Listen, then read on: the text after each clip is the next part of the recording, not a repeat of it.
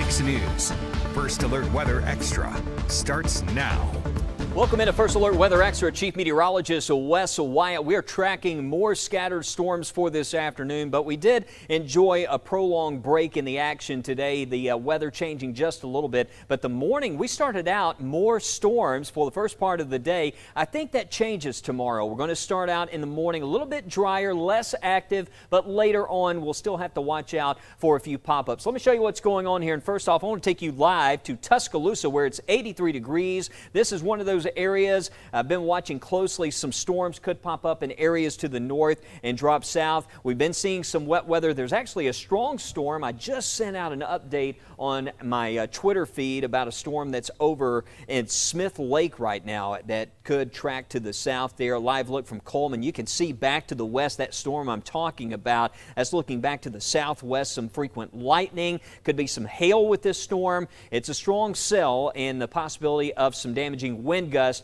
as that moves to the south. We're still in the pattern where we've got the active northwest flow. The only change is that the larger groupings of storms has shifted south. We're seeing those more organized convective systems. It's a bit more scattered in nature, but still generally the main flow. We're seeing those storms moving back to the southeast, but you can see the scattering actually increasing for these areas to the north. And I drew some arrows on the map to kind of show you the direction this is moving in, back towards the southeast, east-southeast direction. So this is that storm I wanted to show you. You can see around Wilburn, Smith Lake, Curry. You need to be indoors, or if you have a family member outdoors right now, maybe doing a little yard work, say, hey, get inside. We got a storm approaching because that lightning, and it's close enough. If you're in Empire and Sipsey, you're probably hearing those rumbles. And as I always say, if you can hear the rumbles, you need to be inside, especially with setups like this. But there is likely some large hail with this storm. When the lightning's popping like that, you see all that lightning frequency, that is a dangerous storm. And that could drop on into Jefferson County. So we'll be watching around Warrior and back south to Gardendale, perhaps could be impacted if that drops a bit further south. Additional storm has popped up right over Reform. That is moving south. Carrollton, this is Highway 86. If you're south into Aliceville, that storm is moving to the south there. Some heavy rainfall. And in the Birmingham area, I also wanted to point out to the east, get close to Leeds out here around Donovan and south of Trussville. We have a storm that's popped up. I'm seeing a couple of these pop-ups back into St. Clair County as well. So that's what's happening right now as we are tracking storms across west, central, and east Alabama making their way south. There are some storms also just north of Reese City, just north of Gadsden. A strong storm I'm keeping a watch on, so keep an eye out there. In Anniston, we're at 80.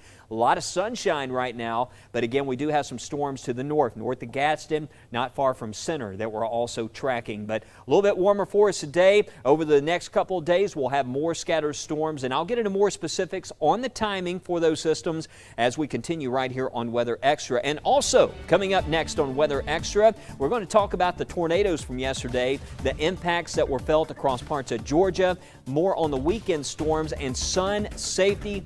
Can't touch on that topic enough this time of the year. We'll have updates next. You are watching on our streaming channels, First Alert Weather Extra. Good morning, everyone. Welcome into Good Day, Alabama. A new morning comes with preparing right, because while you slept, news broke. We have new information from that breaking news that happened this morning. While you head out, the storm we gave you the first alert for is on its way in. And as the key turns the ignition, your shorter route to work is being found. Avoid 459 southbound completely because of a crash. A new morning means everything you need for a good day is on Good Day Alabama, always on your side.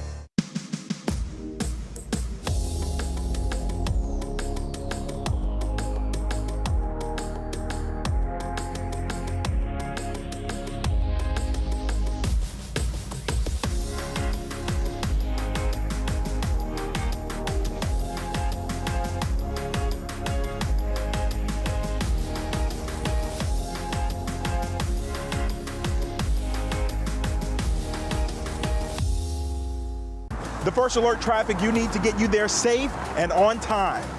Tomorrow morning, everything you need for a good day is on Good Day Alabama. You're late, out the door, and on the go. Don't worry. Good Day, Alabama continues all morning long. And wherever you watch, this is what you need to know right now. More reporters on the streets with more hours of news when you need it. Everything you need for a good day is on Good Day Alabama.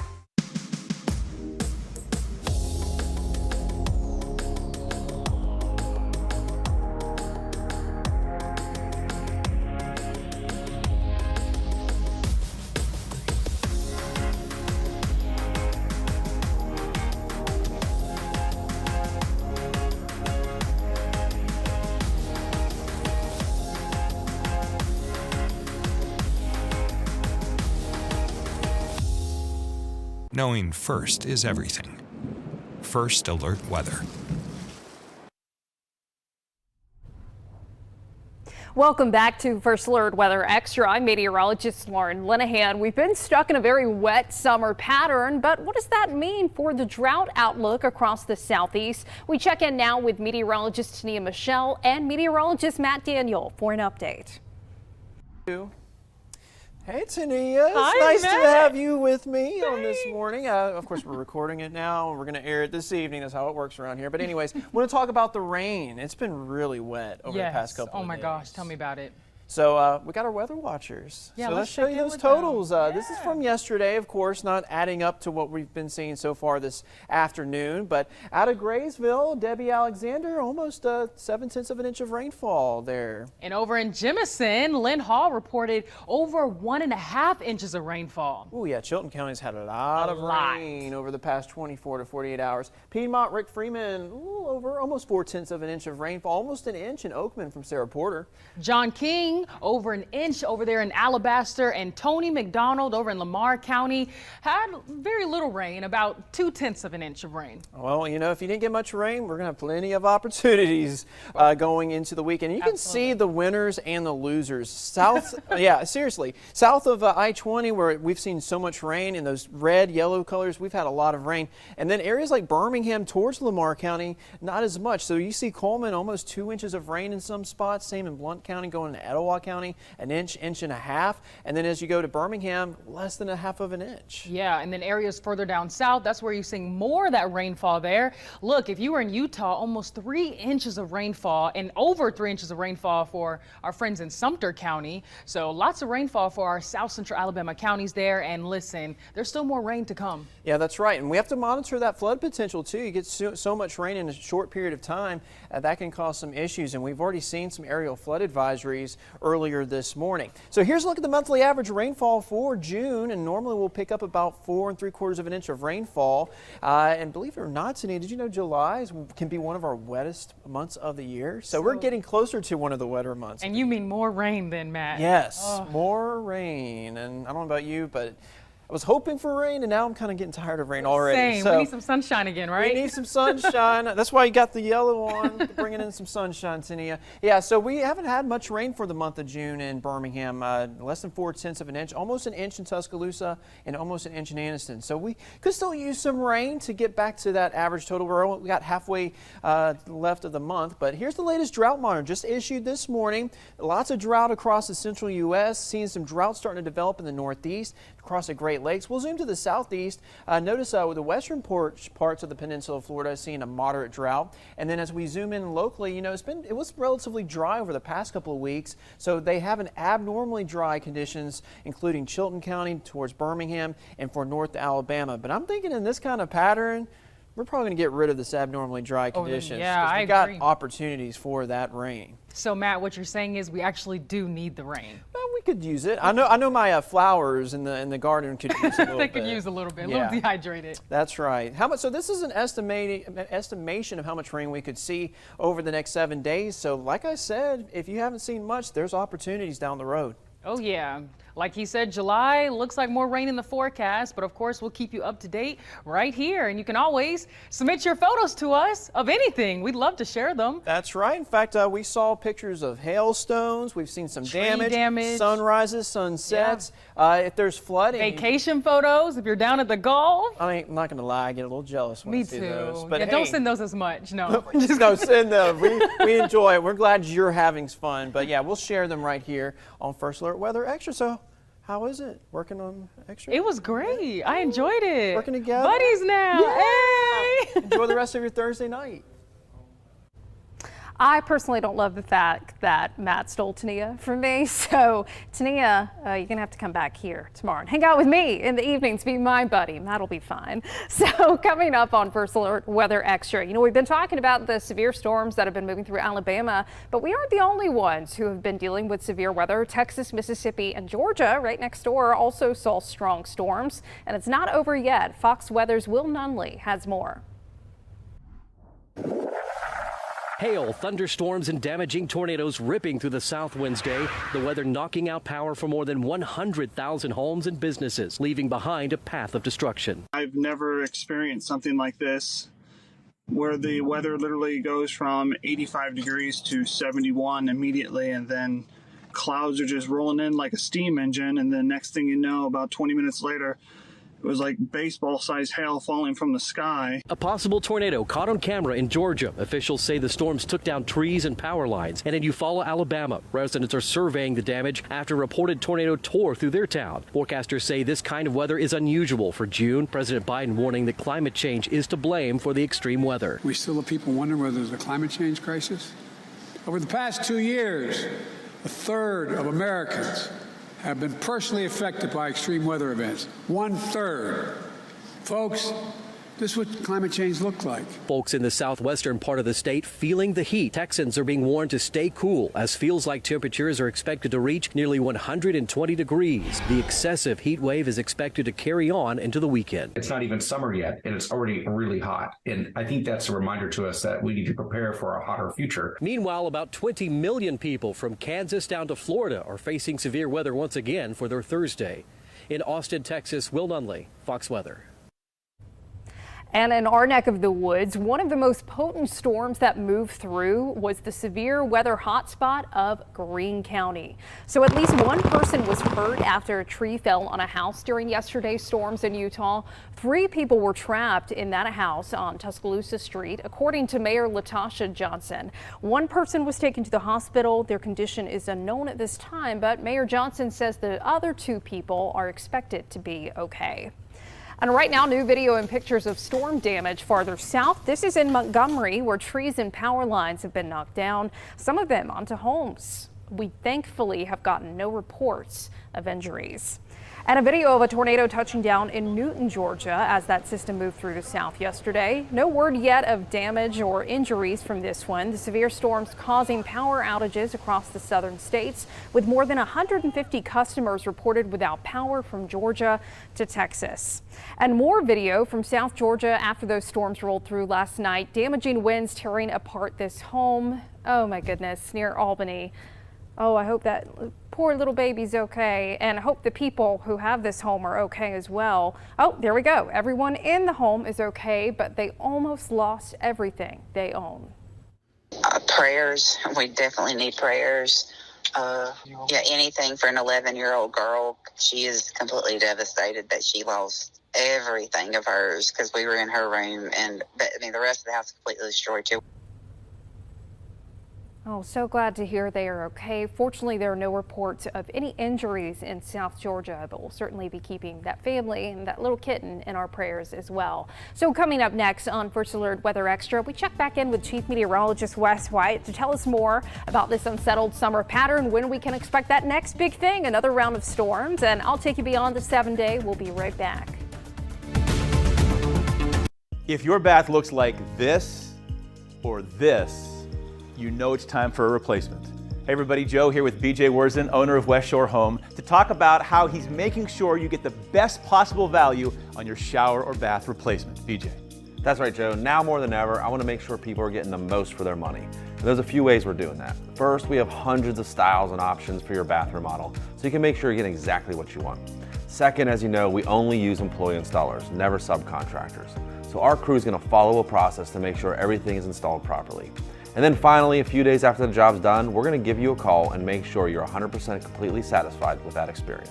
Amazing, because a lot of contractors will show up and the second they're done, the customer's on their own. You're saying West Shore is there every step of the way, even following up after the project's done. You got that right, and it's all backed by our online reviews. Right now, we have over 26,000 5-star reviews. That just shows how much you truly care about your customers. Now, how about somebody who needs that shower right now, but has been putting it off because of cost? How can you help them? So we're making bath remodel affordable for almost any budget. For a limited time, you can get your shower or bath remodeled for only $99 a month. And for anyone who's watching this commercial right now, if you call in and mention it, we're gonna throw in free installation as well. You're saying you'll do the entire project from tear out to complete installation for as low as $99 a month. That's right. Let's take a look at the project. Here's a time-lapse video of one of our installations. You saw there, we started in the morning, removed everything down to the studs, and put in a new shower all in the same day. Here's some more. Easy low-step showers, deep soaking tubs, beautiful wall styles, and modern accessories. We can do jobs like these for as low as $99 a month. BJ, thanks so much. Folks, West Shore Home is making shower and bath remodeling more affordable than ever. Call now and take advantage of this extended offer. Get your new shower or bath for as low as $99 a month. And you heard BJ, if you call in now, he's going to do free installation on that project as well. Call the experts at West Shore Home now. Just Wes Wyatt, a severe thunderstorm warning now in effect for southern Coleman County. This is that same storm we've been telling you about. You could just see the lightning increasing here. Stay indoors, Arkadelphia to Bremen, Brushy Pine, Wilburn. This storm has just continued to intensify here. Probably some quarter-sized hailstones in here as well. Had one storm last night. It was non-severe, popped up over Shelby County. I noticed on my security camera had some dime-sized hail that fell at my house last night about 11 o'clock. It's just been stormy during the overnights. The one change going into tonight is these storms are going to favor more of the from now till midnight time frame. After midnight, we see the activity lessen, at least for our area. But this severe thunderstorm warning in effect until 7 o'clock, so keep a close watch right here on the weather app as we get those continued advisories. We may have another warning coming for areas to the north. We have what's likely another hail core that's popping up around Duck Springs, moving south, and that's impacting for folks that are right past Reese City, traveling north in towards DeKalb County. You can see in there, it's right over Interstate 59, a storm around Leesburg. And then to the south, we have a storm that's popped up around Jefferson and into St. Clair, Shelby counties, right there around Leeds and Barber Motorsports Park. You can see quite a bit of heavy rain happening there, and most likely there's some hail associated with that as well. So a lot of these storms are going to be dropping off to the south and east direction here throughout the evening. That's the general trend the model data has been picking up on. You can see northwest to southeast. There's 9 p.m. and then into tomorrow morning it looks as though we'll finally have some quieter conditions to start the day. I know it's been very stormy, especially in the west Alabama, but it looks like it won't be quite as noisy after midnight compared to the past couple of nights. But tomorrow afternoon could see some isolated development. I know we have the Foo Fighters concert, a lot of events happening, the Peach Festival. If you have big plans, again, can't rule out some isolated development, but the coverage tomorrow evening looks to be lesser compared to what we're seeing right now. But check in for updates in the morning on Good Day Alabama. We're still in this active flow pattern, and you can see how the storms, at least the heavier storms and more organized convective systems, start to track a bit further south. Again, there's tomorrow morning. It kind of skirts by to the south. And then tomorrow in the afternoon, again, could see some scattered development happening there. But notice into Saturday that the chance of some of those storms in the early morning increases a bit. That axis moves a bit further north. We also have what we call a kind of a quasi-stationary boundary that's across a region, and that's what just all these storms are just kind of riding along that. So that's going to be around over the weekend. So we'll see Saturday morning. Probably catch a little bit of a break there into the afternoon. The rain coverage for Saturday morning most favors areas to the south and west, and then you can see there maybe some scattered development again into Saturday afternoon. But for Sunday morning, this goes out through 1 a.m., but I think by sunrise on Sunday, we still could see some more of those storms dropping in from the northwest. And any storm in here over the weekend, tomorrow, Saturday, Sunday, and the next week, in this setup, large hail, damaging straight-line winds, that threat is going to be there. So we're going to continue with those summertime risks into early next week. And for Juneteenth, I know you look at that, wow, 60% chance of rain Sunday and Monday, Won't rain all day. If you have holiday plans for the weekend, want to spend some time out by the pool, I think there will be some sun in the mix, but we'll have to watch out for those periods of rain that could set up. And next week, elevated rain chances. And I know we've been dealing with the warm weather. Hey, it's still not summertime. I mean, next Wednesday, that's the official start of summer, the summer solstice, and temperatures are looking to hold there into the 80s, of course, with these higher rain chances into next week. But we'll be counting down to the official start of the summer season, and also counting down to the weekend. Lauren Linehan joining us now. And Lauren, that long range pattern, at least through next week, it looks like the potential is there for some more heavy rainmakers out there during the afternoon. Yeah, Wes, I gotta tell you, we keep hoping this unsettled pattern will catch a break from it, and maybe we'll just have that typical summer heat and humidity that we're so used to with the pop-up showers and storms. But I want you to notice our temperature outlook 6 to 10 days from now. You see that heat building in across the middle part of the country, but across parts of the southeast, and that does include a good portion of Alabama, below average temperatures possible 6 to 10 days from now. And that is a testament to this unsettled pattern in place. So what does that mean? Well, it's not going to be chilly by any means, but our normal high this time of the year as we get into mid-June is going to be in the upper 80s. So we could see temperatures near or below that in some spots once we get into the middle and latter half of next week, and then maybe eventually seeing some more consistent 90s back in the forecast. But as far as those low temperatures this time of the year, we can pretty much guarantee it's going to be mild and muggy in the morning. The question is just how hot it's going to be during the afternoons. We know it'll likely be muggy, but are we talking 80s or getting well into the 90s? So with this unsettled pattern, that certainly does help. And the 6 to 10 rainfall outlook 6 to 10 days from now does show across the southeast and up the mid-Atlantic. Yep, same old, same old. Still likely this stubborn, unsettled pattern in place. So how does this happen? Well, what happens, you go up in the atmosphere, and what this is showing you is the mid-level flow. We have this disturbance higher up in the atmosphere. You see this counterclockwise flow here. What that does is you have an area of low pressure that develops aloft, and that can create lift in the atmosphere. And so when you get lift, you get rising air that can eventually form clouds. And if the lift is robust enough, you can get rain and storms. And so that's what we could be looking at next Friday. Still, this pattern where you just have this disturbance hanging out that does support that better chance of showers and storms in the forecast. And that looks like that could eventually, as we go maybe into next weekend, see a little relief from the pattern. There could still be, let's see, by the following Monday, June 26th, the possibility of that northwest flow pattern trying to come back, bringing in some showers and storms. So it's going to be tough to beat it. But notice what we see here developing across the middle part of the country where we are forecasting those higher than average temperatures. A ridge begins to develop. And so, yes, we could still be on the eastern side of that ridge and you get that north flow, northwest flow. But something too we want to be watching this time of the year is stuff normally we're watching in the Gulf, but because it's so abnormally warm with as far as sea surface temperatures, look what we could be seeing. The possibility of maybe a tropical system. We've been seeing some hints of that forming well out into the Atlantic. It's not a guarantee, but by the end of June, we may need to be keeping an eye on that. And normally, we don't have to worry about stuff in the Atlantic until later in the season. We're talking August, September when you get to that peak. So that certainly is a testament to water temperatures being anomalously warm. So when that happens, you can begin to see in these regions that would normally wait till later in the season possible development. So we'll keep an eye on that. But it is summertime, even if temperatures are a little bit below average at times. If you're spending a lot of time outside this summer, it is important that you are applying sunscreen to protect your skin. Our Jillian Brooks is on your side with tips on picking the best products. The sun's rays can get very harmful very quickly. Having that good SPF coverage anytime you're gonna be in the sun is essential. Candace Dye is an associate professor in the Department of Pediatrics at UAB. She says when picking a sunscreen, it's recommended to use an SPF of at least 30 and cover all exposed skin. If you're in and out of water all day or out in the sun all day, you're going to want to reapply at least every 2 hours. 50 is, probably the max that you can, be paying for. And sometimes those higher ones even cost more.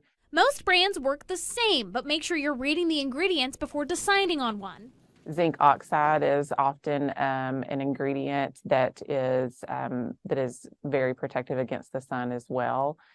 And don't forget that sunscreen expires. You can find the date on the bottle. And just, paying attention to that. If you've had, if the sunscreen was from the summer before, especially if it's been opened and used, then probably want to throw that out and start fresh. If you're looking at a brand specific for the kids, test it out before spending a long day out in the sun. You certainly, want to make sure that what you're applying all over your body is going to actually work. Thanks for that, Jillian. Yeah, even though we've been having plenty of clouds around with this unsettled pattern, you still don't want to play around when it comes to sun protection. And if you have any plans for this weekend, it's the 76th annual Chilton County Peach Festival, and it returns for a week full of pageants, fun food, and events for the entire family. Our Jonathan Skinner went to Chilton County to break it all down for you. The 76th annual Chilton County Peach Festival is back again. It's been going on all month really, but this week is the big week, and we're here with some of the people who are putting it together. Of course, we have the Peach Queens joining us as well. And first, I want to start with Miss Peach, Sophie Porter. Sophie, tell us a little bit about the festival. Well, this whole month has been filled with Peach Festival activities, but we'll kick off this next week, tomorrow night, with the Peach City Fest in downtown Clanton at Corner Park. We will have vendors, food trucks, and live entertainment, so we would like to invite everyone to come out and just have a good time. Awesome, awesome. And Mayor, I want to ask you as well, the jam that happens next week and how important this whole event is for the city and county. It's big for us. It's a big revenue maker. Yeah. We have a good time, and like I said, the entertainers next weekend are the Michael Warren from Birmingham. We got the Woods, Callista Clark, and then we're going to end up with Nico Moon, so we're all looking forward to that. We also have Alan Childress from the Lions Club. And Alan, the Lions Club, you all, of course, play a big role in making this happen. Tell us a little bit about that, too. We have 4 pageants. The first pageant will start this Saturday night, and if we do the pageants correct, it pays for themselves. Then we have a peach auction where we have bidders that pay way too much for a basket of peaches, but they know that the money that we raise goes right back into charity. So for people that want to come out and need some more information, where can they go for that too? You can go to chiltonpeachfest.com. Reporting from Chilton County, Jonathan Skinner, WBRC Fox 6 News, on your side. Oh my God. Well, okay. All right, open this because I might have to sprint back. Keep this open. I'm going to go get a video. Always got to get a video. Can you imagine this happening to you? A couple in Georgia had to chase a vulture out of their home. You can see it right there in the living room. They used an umbrella, why not, to shoo it out of the home. The couple says they think the bird got in through the doggy door. Of course, if I were a vulture, I too would come in through the doggy door. So yeah, hopefully none of you have vultures in your house this evening, or any other critters for that matter. I don't know about y'all, the mosquitoes haven't been too bad yet. Knock on wood. I feel like this wet weather is just a breeding ground for more of them to come. But if you want to get an update on that forecast for tonight, you can check back in with Chief Meteorologist Wes Wyatt and myself on First at 9. And join us here on Weather Extra every weeknight at 6:30 on your favorite streaming platform. I'm meteorologist Lauren Linehan. Have a safe and happy Thursday evening.